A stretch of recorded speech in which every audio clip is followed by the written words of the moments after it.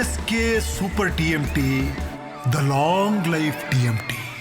ಬಿಜೆಪಿಗೆ 7 ಶಾಸಕರು ಕೈಕೊಟ್ಟಿರೋದು. ಬಿಜೆಪಿಯ ಒಟ್ಟು ಮತಗಳ ಸಂಖ್ಯೆ ಇರೋದೇ 64. ಜನಾರ್ದನ್ ರೆಡ್ಡಿ, ಯತ್ನಾಳ ಸೇರಿ 64 ಮತಗಳನ್ನು ಇಟ್ಕೊಂಡಿದ್ದಾರೆ. ಆದರೆ 57 ಮಾತ್ರ ಚಲಾವಣೆ ಆಗಿದ್ದಾವೆ. ಇನ್ನು 7 ಬೇರೆ ಕಡೆ ಚಲಾವಣೆ ಆಗಿದೆ. ಎಲ್ಲಿ ಹೋಯ್ತು 7 ಅಂತಂದ್ರೆ ಕಾಂಗ್ರೆಸ್ಸಿಗೆ ಹೋಯ್ತು. ಯಾರ 7 ಶಾಸಕರು? ಗೌಪ್ಯವಾಗಿರುವಂಥ ಮತದಾನ ಆಗಿರೋದ್ರಿಂದ ಇದರಲ್ಲಿ ವೋಟ್ ಹಾಕಿದಂಥವ್ರು ಯಾರು? ಜನಾರ್ದನ್ ರೆಡ್ಡಿ, ಯತ್ನಾಳ ಸೇರಿ 64 ಮತ ಅಂತಿದ್ದಾರೆ. ಬಟ್ ಇನ್ನಿಬ್ಬರನ್ನ ಕನ್ಸಿಡರ್ ಇದರಲ್ಲಿ ಸೋಮಶೇಖರ್ ರೆಡ್ಡಿ ಅವರು ಮತ್ತೆ ಎಸ್ ಟಿ ಸೋಮಶೇಖರ್ ಮತ್ತೆ ಶಿವರಾಮ್ ಹೆಬ್ಬಾರ್ ಅವರು ಸೇರಿದಾರ? ನನ್ನ ಸಹೋದ್ಯೋಗಿ ಸುಖೇಶ್ ನನ್ನ ಸಂಪರ್ಕಕ್ಕೆ ಸಿಗ್ತಾ ಇದ್ದಾರೆ. ಸುಖೇಶ್, ಈ ಸೋಮಶೇಖರ್, ಎಸ್ ಟಿ ಸೋಮಶೇಖರ್ ಅವರು, ಶಿವರಾಮ್ ಹೆಬ್ಬಾರ್ ಅವರು, ಇವರ ಲೆಕ್ಕಾಚಾರಗಳೇನು? ಅವರು ಕಾಂಗ್ರೆಸ್ಸಿಗೆ ಆಲ್ಮೋಸ್ಟ್ ಆಲ್ ಫಿಕ್ಸ್ ಅನ್ನುವಂಥದ್ದು ಲೆಕ್ಕಾಚಾರನ ಏನು ಬರ್ತಾ ಇದೆ ಈಗ ಮಾಹಿತಿ? ಅರುಣ್, ಅದು ಮೊದಲಿಂದಲೂ ಕೂಡ ಅಲ್ಲೇ ಗುರುಸ್ಕೊಂಡಿದ್ದಾರೆ ಕೂಡ. ಯಾವಾಗ ಅವರ ಆಕ್ಟಿವಿಟೀಸ್ಗಳು ಜಾಸ್ತಿ ಆಯಿತು ಅವಾಗಲೇ ಬಿಜೆಪಿ ಅವರನ್ನ ಉಚ್ಚಾಟನೆ ಕೂಡ ಮಾಡಿರುವಂಥದ್ದು. ಉಚ್ಚಾಟನೆ ಮಾಡಿದ ನಂತರ ನಾವು ಫ್ರೀ ಬರ್ಡ್ಸ್ ಅನ್ನುವಂಥ ರೀತಿಯಲ್ಲಿ ಅವರ ಒಂದು ಕ್ಯಾಲ್ಕುಲೇಷನ್ ಇರುವಂಥದ್ದು. ಹಾಗಾಗಿ ಅವ್ರು ಮೊದಲಿಂದಲೂ ಕೂಡ ಅವ್ರ ವಿಚಾರದಲ್ಲಿ ಲೆಕ್ಕಾಚಾರ ಇತ್ತು. ಕಾಂಗ್ರೆಸ್ ಏನು ತನ್ನ 140 ಪೈಕಿ 2 ಲೆಸ್ ಇತ್ತು.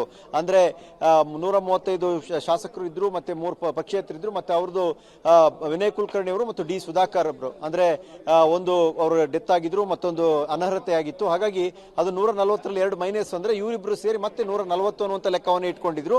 ಆ 140ರ ಲೆಕ್ಕಾಚಾರದಂತೂ ಅಷ್ಟು ಮತಗಳು ಅವರಿಗೆ ಬಂದಿರುವಂಥದ್ದು.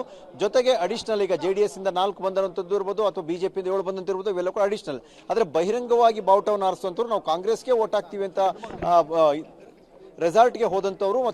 ಮತ್ತೊಂದು ಕಡೆ ಇವತ್ತು ಕೂಡ ಬೆಳಗ್ಗೆಯಿಂದಲೂ ಕೂಡ ನಮ್ಮನ್ನು ಯಾರು ಸಂಪರ್ಕವೇ ಮಾಡಿಲ್ಲ ಜೆಡಿಎಸ್ ಮತ್ತು ಬಿಜೆಪಿ ಅವರು ಅನ್ನುವಂಥದ್ದು ಕೂಡ ಹೇಳಿದ್ದು. ಕಾಂಗ್ರೆಸ್ನವರು ಮತವನ್ನು ಕೇಳಿದರೆ ಅವ್ರಿಗೆ ಹಾಕ್ತೀವಿ ಅಂತ ಅವರ ಶಾಸಕರ ಜೊತೆಗೆ ಹೋಗಿ ಮತವನ್ನು ಹಾಕಿದ್ದು.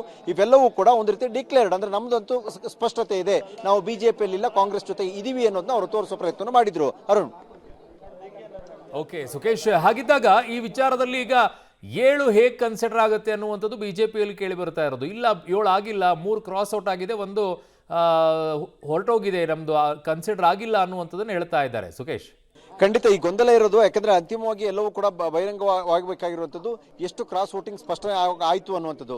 ಆದರೆ ಜೆಡಿಎಸ್ ಇಂದ ಅಂತೂ 4 ಅಂತೂ ಆಗಿದೆ, ಈ ಕಡೆಯಿಂದ 7 ಅನ್ನುವಂಥ ಲೆಕ್ಕಾಚಾರ ಇರುವಂಥದ್ದು. ಯಾಕಂದ್ರೆ ಹೆಚ್ಚುವರಿ ಮತಗಳು ಬಂದಿದ್ದೇವೆ ಮತ್ತು ಬಿಜೆಪಿ ಅಧಿಕೃತ ಅಭ್ಯರ್ಥಿಗೆ ಅವರು ಅಂದುಕೊಂಡಿದ್ದಕ್ಕಿಂತನೂ 2 ವೋಟ್ ಕಡಿಮೆ ಬಂದಿರುವಂಥದ್ದು ಹೇಗೆ ಅನ್ನುವಂಥದ್ದು. ಹಾಗಾಗಿ ಲ್ಯಾಬ್ಸ್ ಅಲ್ಲಿ ಹೆಚ್ಚುವರಿ ಲ್ಯಾಬ್ಸ್ಗಳು ಇಲ್ಲದೆ ಅದು ಅಧಿಕೃತವಾಗಿ ಗೊತ್ತಾಗದೇ ಇರೋದ್ರಿಂದ ಇನ್ನೂ ಕೂಡ ಅದು ಕ್ರಾಸ್ ವೋಟಿಂಗ್ ವ್ಯಾಪ್ತಿಯಲ್ಲಿ ಇದೆ ಅಥವಾ ಕ್ರಾಸ್ ವೋಟಿಂಗ್ ಆಗಿದೆ ಅನ್ನುವಂಥ ಲೆಕ್ಕಾಚಾರದಲ್ಲಿ ಇದುವರೆಗೂ ಕೂಡ ಚರ್ಚೆಗಳು ನಡೀತಾ ಇರುವಂಥದ್ದು. ಅರುಣ್, ಎಸ್ ಹಾಗಿದ್ದಾಗ ಈಗ ಕೇಳಿ ಬರ್ತಾ ಇರುವಂಥ ಲೆಕ್ಕಾಚಾರನೇ ಬೇರೆ ಇದೆ ಸುಖೇಶ್. ಈಗ ಬರ್ತಾ ಇರುವಂಥ ಮಾಹಿತಿಗಳ ಪ್ರಕಾರ ಇಲ್ಲಿ ಅಡ್ಡ ಮತದಾನ ಆಗಿದೆ, ಬಿಜೆಪಿಯವರು ಹೇಳ್ತಾ ಇದ್ದಾರೆ. ಈಗಷ್ಟೇ ಬರ್ತಾ ಇರುವಂಥ ನನಗೆ ಮಾಹಿತಿ 4 ನಾವು JDS-ಗೆ ಹಾಕ್ಸಿದ್ದೀವಿ ವೋಟನ್ನು, 3 ಮಾತ್ರ ಅಡ್ಡ ಮತದಾನ ಕ್ರಾಸ್ ಔಟ್ ಆಗಿದೆ, 3 ಅದರಲ್ಲಿ 1 ಮಾತ್ರ ಇನ್ವ್ಯಾಲಿಡ್ ಆಗಿದೆ ಅಂತ ಅವರ ಲೆಕ್ಕಾಚಾರಗಳನ್ನು ಕೊಡ್ತಾ ಇದ್ದಾರೆ.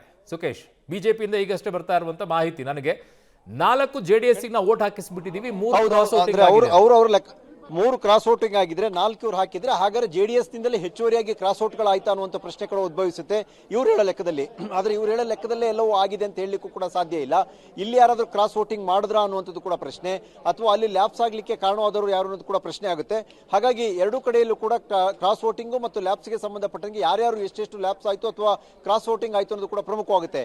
ಅಂಕಿ ಸಂಖ್ಯೆಯನ್ನು ನೋಡಿದ್ರೆ ಅಥವಾ ಕಾಂಗ್ರೆಸ್ನ 5ನೇ ಅಭ್ಯರ್ಥಿ ಪಡೆದಿರುವ ಮತವನ್ನು ನೋಡ್ತಾ ಹೋದ್ರೆ ಸ್ಪಷ್ಟವಾಗಿ ಜೆಡಿಎಸ್ ಮತ್ತು ಬಿಜೆಪಿಯಲ್ಲಿ ಕ್ರಾಸ್ ವೋಟಿಂಗ್ಗಳು ಸ್ಪಷ್ಟವಾಗಿ ಆದಂತೆ ಕಾಣಿಸ್ತಾ ಇದೆ. ಅರುಣ್, ಬಿಜೆಪಿ ಹೇಳ್ಕೊಳ್ತಾ ಇರುವಂತದ್ದು ಈಗ ಇಲ್ಲ, ನಮ್ಮಲ್ಲಿ ಆಗಿರುವಂತದ್ದು 3 ಕ್ರಾಸ್ ವೋಟಿಂಗ್ ಅಂತ ಹೇಳಿ.